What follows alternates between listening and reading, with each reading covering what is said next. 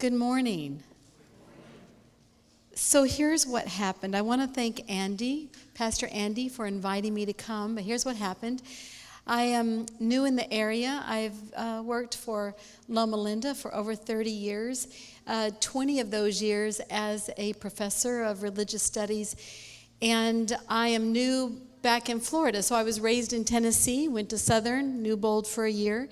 And I've come back to work with Dr. Ted Hamilton at the corporate office at Advent Health. So here's what happened. I came here to visit a few weeks ago, and you all were so kind and so good to me that I went to Andy and I said, Pastor Andy, and I said, I understand that you're in the transition of a pastor, and if I can help in any way, I'd be happy to help. So it was my way of saying I'd love to come back, and I am very honored that he would invite me to preach here today. So I want to thank you for having me back.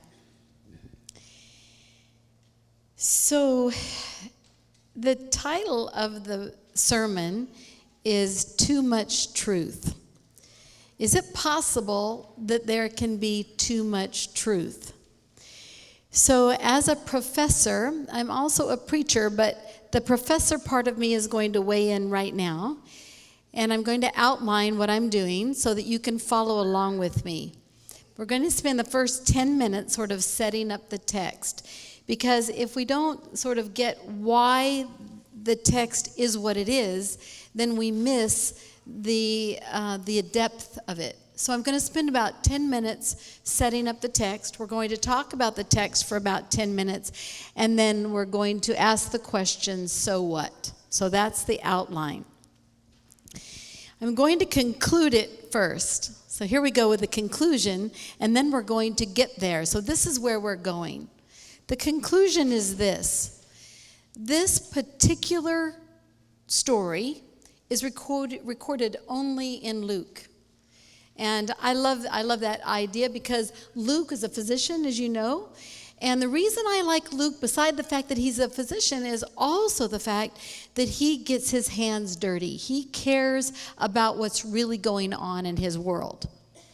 And John is kind of up here. John uses a lot of metaphors. Light is probably one of the most prominent metaphor in the book of John. But Luke is here getting his hands dirty in the grit and the grime of the world. And because of that, Luke cares about the outsider. So very often, like the woman at the well, he'll say, and she was a Samaritan. Oh, by the way. But this is very important to Luke because he cares about the outsider. Why does that matter to me? Because I have been an outsider. I was born and raised in San Bernardino, California, when I was 9 in Tennessee, but up until then in San Bernardino. And the combined family household income where I was raised today is at $17,000 per year. So it's a impoverished area, maybe even more impoverished now than it was when I was growing up. But it was impoverished then too.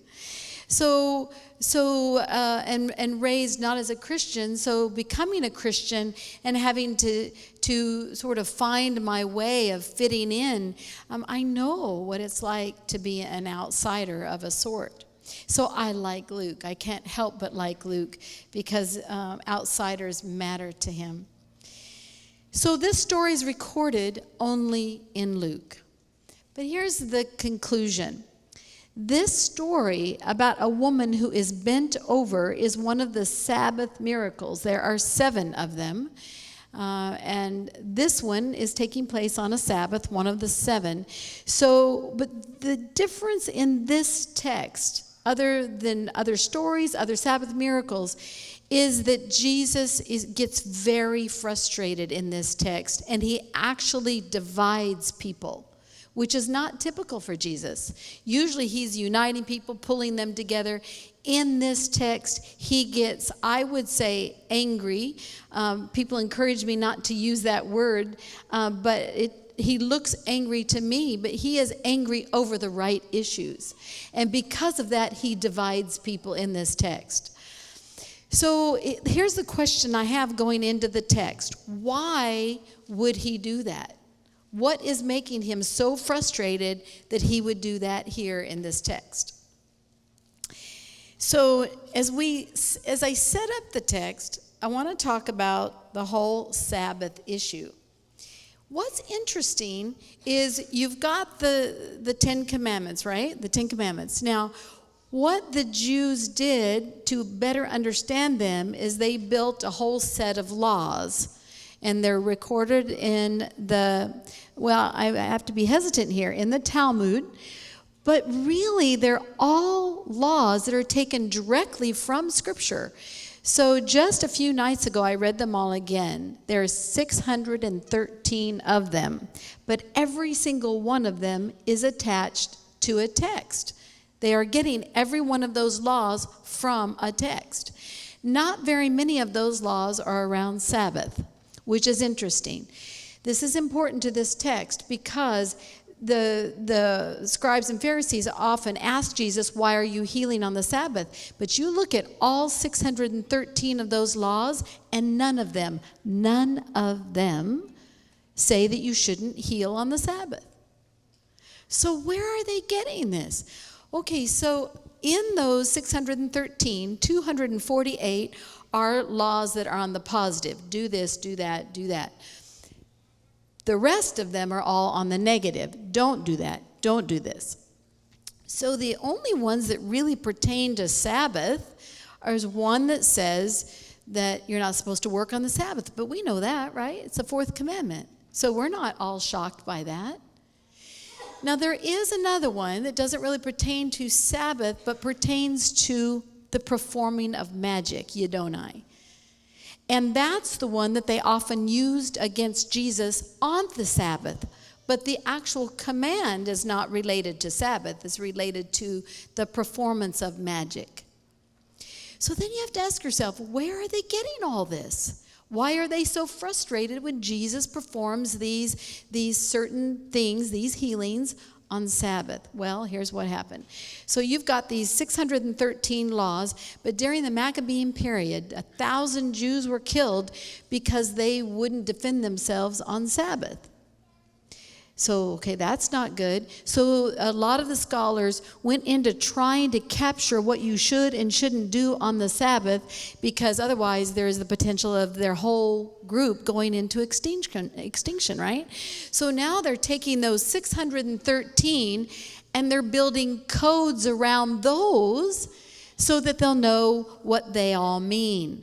So they're taking that one that says that you shouldn't work on the Sabbath, one of the 613, and they're now having all kinds of conversations about what it means to work on Sabbath. Well, this is really interesting because working on Sabbath does not have the same connotation as we might think, like building, taking a hammer and building with it. What it means, to not work means to cease creating. And you know where that comes from, right? Where? That's right, the creation. So when it says God ceased from his work, the Jews said what that really means is he ceased from creating. So, thus, you have in these codes, you cannot write more than 2 letters on Sabbath. Letters like A, B, C, D. Because then you would be creating a letter or creating an essay or creating a document, and that's not right. So where Jesus was in their minds messing up, he was creating health. He was creating something, and even though it was good, it was considered work. But here's what's interesting. They had to come to the point where they had to measure. Another thing you couldn't do on Sabbath was to do something that was burdensome. Work means carrying a burden. What does that weigh? How do you know what you can carry and what you can't? Does anyone here know what they compared that to? What weight did they come to? Anybody want to guess? What is the weight that you couldn't carry? Oh, someone heard me earlier this morning, or maybe you already knew. Where are you? Very good. It was the weight of a dried fig. Oh dear, that's right. So that means you basically can't carry anything, because after all, how much does a dried fig weigh? You see where we're going here? So they had all of these codes about what you could and couldn't do on the Sabbath to make sure that no one worked. Okay, so that's one thing to understand to introduce this text. Here's another, and that is how do you think about a wound? All right, to illustrate that, I am a counselor, but this is not taken from any particular counseling session. I saw this many, many times. All right, so there are two types of things that people come to counseling for. One is if they have an issue and they know that issue, and the other is what? One is if they have an issue, the other is if... That's right, there is no issue. Then why are they coming to counseling? Many people go to counseling for what? Strengthen their relationships, right? Okay, so let's go with that.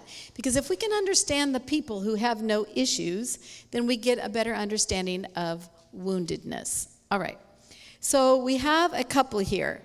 The husband is sitting here, and the wife is sitting here to his left. And the counselor then says, what brought you to counseling? Tell me who talks next. Yes, you all know. How did you know that? Been there, done that? All right, so he's going to wait and find out what she's going to say, or he certainly doesn't want to identify. There are a million reasons it could be. She says, no particular reason. We're here to have our strengthen our marriage. We have a good marriage. We just want to strengthen it. All right. The counselor says, where would you like to start? And she says, doesn't matter to us, no particular place. And the counselor says, well, think of something recent then.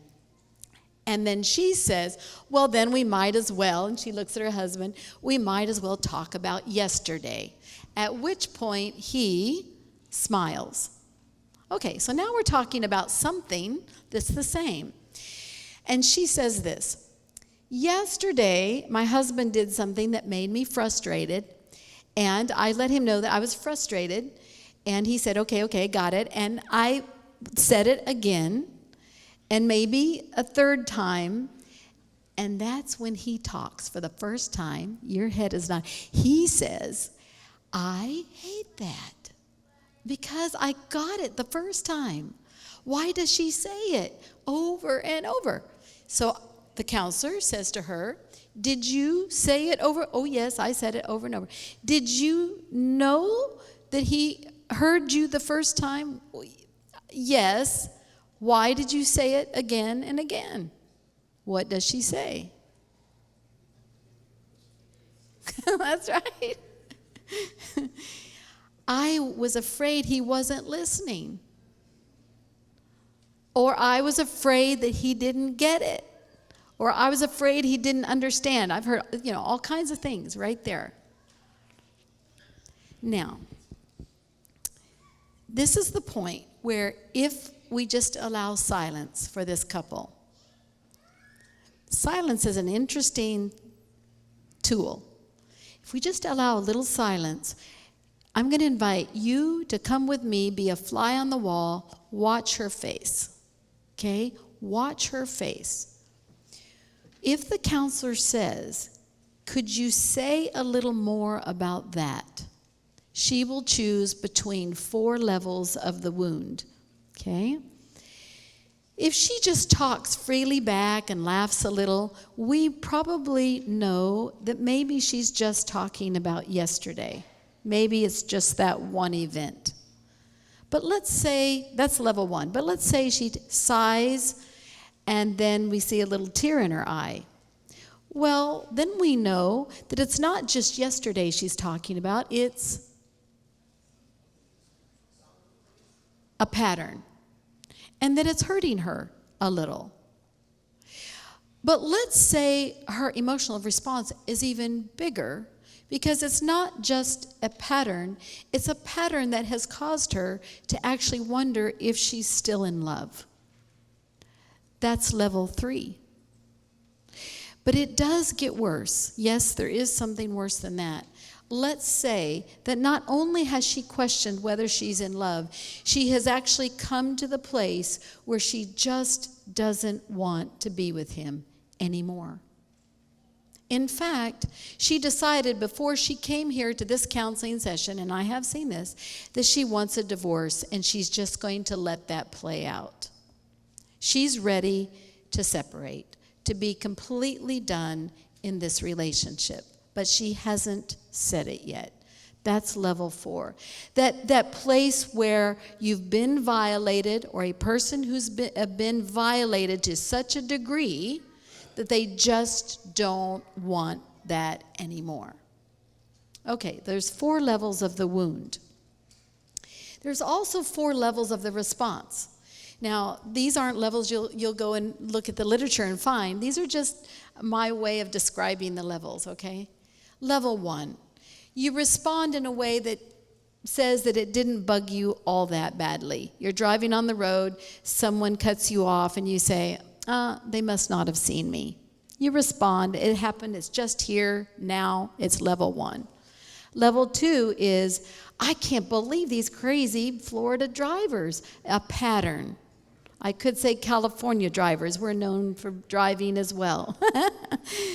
Level 2. A pattern. You're frustrated at the pattern.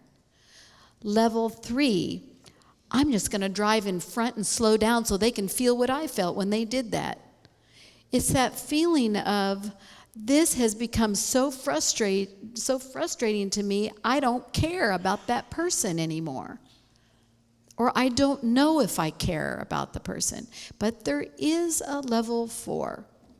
Where you will do whatever it takes to separate yourself from that driver or those drivers or that I-4 or whatever, to separate the relationship with that particular thing or person.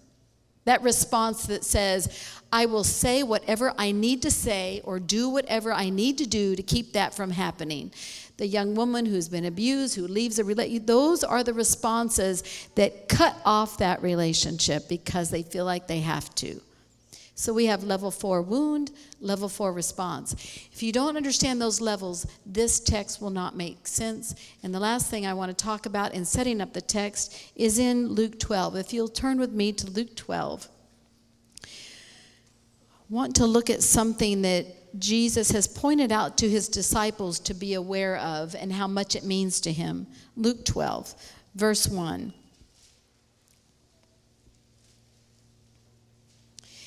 Beware of the yeast. Now what's interesting is, if you just stop there, you would think, whoa, wait a minute, yeast is good, isn't it? Isn't yeast what he's compared to his people to, so that they will get in and help a bread, it's often used for witnessing?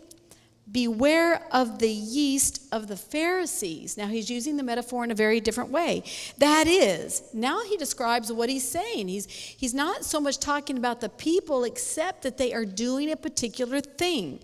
Their hypocrisy. Now, what's interesting next, usually when someone is trying to make a point, they use one metaphor. Jesus uses more than 4. He uses 4 metaphors and then an example. Usually when someone does that, it's because they are trying to get the point across in any way they can. He's not mixing metaphors, he's using several. And here we go. So it's almost like you have to put the seatbelt on for a ride. Nothing is covered up that will not be uncovered. He's using the covered and uncovered metaphor. Nothing is secret that will not become known. Now he's using the secret, not secret metaphor. Therefore, whatever you have said in the dark will be heard in the light. Now he introduces the light-dark metaphor. And what you have whispered behind closed doors will be proclaimed from the housetops. Now he's using the secret proclamation metaphor. So he's on a roll. He's like, there is something I hate, and this is what it is. It is hypocrisy. And he compares it to all these things. It's like whispering behind closed doors. It's like being in the dark. It's like all these things. I tell you, my friends, don't fear those who kill the body, and after that can do nothing more. Now he's using a worse metaphor. He's reaching to murder. Don't fear those who kill the body and after that can't do anything. Don't fear those who can kill you. But I warn you whom to fear. Fear him who after he has killed has authority to cast into hell. Now, who is he talking about there? Is he talking about them? Or is he talking about himself? Who here should you be fearing? Yes, I tell you, fear him. Okay, now he's getting more clear. Are not 5 sparrows sold for 2 pennies? Yet not one of those little common birds that everybody knows. If anybody knows a bird, they know a sparrow. Those little 2-cent birds. Not one of them is forgotten in God's sight, but even the hairs of your head are all counted. Do not be afraid. You are of more value than many sparrows. So what is he saying here? He's getting frustrated even here. And then he said, but don't be afraid because you are valuable to me. I'm telling you, don't be afraid of me. Be afraid of that kind of yeast. And you should really be afraid of that. Hypocrisy. Why is he so frustrated over hypocrisy? Okay, now we can go to our text. Now we will understand it. Luke 13, verse 10. Now when he was teaching in one of the synagogues on the Sabbath, and just then there appeared a woman with a spirit that had crippled her for 18 years, and she was bent over, was quite unable to stand up straight. So there's 4 things he's doing. He's helping us understand that this wound is at a level 4, but the 4 and the 4 don't match up. They just happen to be 4. She's got a disabling, or a crippling is the old term, disabling spirit, some of the other versions say, meaning that word in the Greek means it is so awful that it completely disables her. But it's a spirit, not a physical thing, or is it? This has crippled her, disabled her for 18 years. It has bent her over. Now there's a physical component. It has bent her over. The 4th layer is she can't help herself. She cannot right herself. She cannot unbend herself. And so Luke is pointing out, if we're talking about a wound, we're talking about a very crippling, deep wound. Okay, so we've got a wound here at the level 4. He does 2 things. He speaks to her, calls her out. The text says he sees her. It's the same kind of scene that is written in the text about the Good Samaritan, to clearly perceive. So he looks into the audience. He clearly perceives her. He gets her. And he says to her, he declares her well, and her infirmity completely disappears, and he touches her. So he combines the 2, and she then goes to a level 4 response. She's not like the woman who reaches out to touch the hem of Jesus' garment, that looks around and wonders, when he says, who touched me? And finally she speaks. Oh no, she's not that woman. She's not like the one who would go away and say, oh my goodness, I can't believe that I'm healed. Oh no. This is the woman who is willing to give a 4th level response, willing to shout it out. She doesn't care. Is everybody going to run? Doesn't matter. Is everyone going to think she's crazy? Doesn't matter. She proclaims that she is praising God outwardly because she is that happy. So we've got a 4-level wound with a 4-level response who just doesn't care. It's like the woman at the well after she's been touched by Jesus, who runs to the town and says, come meet a man who told me everything I ever did. So it is crazy making when we look at the next text. But the leader of the synagogue, indignant because Jesus had cured on the Sabbath. Now we've got a different kind of a wound. And it's not small. It's not level 1, 2, 3, level 4 for this man. He's not a little bit frustrated, not even sort of. He is indignant. Because this is what's happening to Judaism. You know, it's going to pot, and here we are on the Sabbath doing these kinds of things. You think he's a hero because he's going to stop this ridiculousness. What does he do? First, he instructs. This is not what should be happening on the Sabbath. He says there are 6 days on which work ought to be done, and then he drives it home with a shaming statement. So come on those days. Come on those days. Don't come on Sabbath. Oh my goodness. He's not directing this to Jesus. He's not even directing it to her. Had he respected either one of them, he would have directed it. But he shames them by telling the rest of the people, don't do this.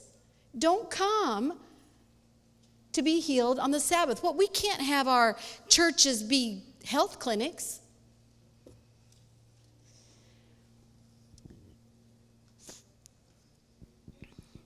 It is hard to read that text for me because he's probably a good man. He's trying to keep things where they ought to be. He doesn't even question the healing as a miracle. This is not a question of whether this is magic. This isn't even really a question about Sabbath as much as it is this kind of thing should not be happening on this day, which is about Sabbath, but it's also about healing. So, is it any wonder that the Lord, when he responds, says, "You hypocrites, does not each of you on the Sabbath untie his ox or his donkey?" So he's countering the instruction. They're parallel arguments if you're looking at debate. The guy has said this shouldn't happen on Sabbath, and Jesus says, yeah, but look at what you do on Sabbath. You untie your donkey to go get some water. And then he says, how much more should this daughter of Abraham, this human who's been bound by Satan, how much more should she matter? How much more should she be set free on this day? And when he said this, all of his opponents were put to shame, and the other group is now praising. Okay, so what Jesus did is he made a statement so deep, so truthful, that he actually divided the group. And it was clear. We have the shamed and we have the celebrating. We have a level 4 response from Jesus. He didn't care if he divided those people. For this moment, he didn't care. And my question is why? What happened that caused him to reach that far? I think what the text suggests is he is drawing a line in relation to hypocrisy. You don't get me. Here I am, the Lord of heaven, healing people for the kingdom. It's not just about Sabbath. You missed the Messiah. You missed the whole reason for the Sabbath. You're out there mincing words and making codes and deciding what you can carry and not carry. And heaven is standing right in front of you and you missed it. That is the kind of yeast to fear. Those are the kind of people to fear because they will weave that kind of yeast in so that you don't see God himself. And you should separate from those people. I'm going to end with this. Jesus is asking us to open our eyes to the community that you talked about this morning. This morning, 92 children woke up in a car. That's where they are because that's where they live. I know that, and I know right in the place in Apopka where that's happening. And I know that most of those 92 children have one meal that is guaranteed, and that's the meal that they eat at the school that they go to. I know of a Baptist church not far from here that is feeding 500 people once a month on a day, every month. And when I saw that last week, and I went and I met the man who was cooking the chicken. It was very funny, actually.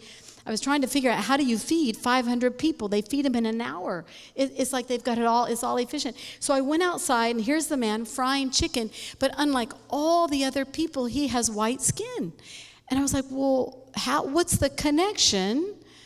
I said, who are you? He said, well, I'm the chicken fryer. Okay. He said, I want to make sure, and he caught himself. He said, well, we want to make sure. I said, you're paying for this, aren't you? He said, yes, I am. He said it cost $1.20 to feed 500 per person to feed 500 people. He's got it all worked out. They've got their little chicken legs instead of breasts, and they've got their corn and their baked beans and their piece of bread. And 500 people eat for $1.20. But here's what's interesting. I said, well, how are you doing this? He said, well, I'm retired. I said, okay. Why are you doing this? Here's what he told me. And I don't want to say the full thing because he hasn't given me permission to say exactly what company. He said, I was the president, and he listed a very large company. And he said, while my mother was in the hospital, a woman from this church befriended her and helped her through her illness. And he said, I want to help a church that has people like that. And he is there every fourth Thursday frying chicken legs. Jesus is saying in this text, there are people who are bent all around. All around you, you whisper and they can hear. They're right here. People who don't have enough food, people who can't unbend themselves. If you understand me, he's saying, if you understand that my heart beats with the heart of a sparrow, then that will matter. That's what the kingdom is. And we should become angry at the yeast that says otherwise. Let's bow our heads for prayer. Lord, thank you that you love and care for us, and that you and you only teach our hearts to beat with the hearts of sparrows. Thank you for loving us, caring for us, valuing us in that way. Teach us to reach out to those around us who are bent, not of their choice and not of their own will, but people who are without hope and can't unbend themselves. In Jesus' name, amen.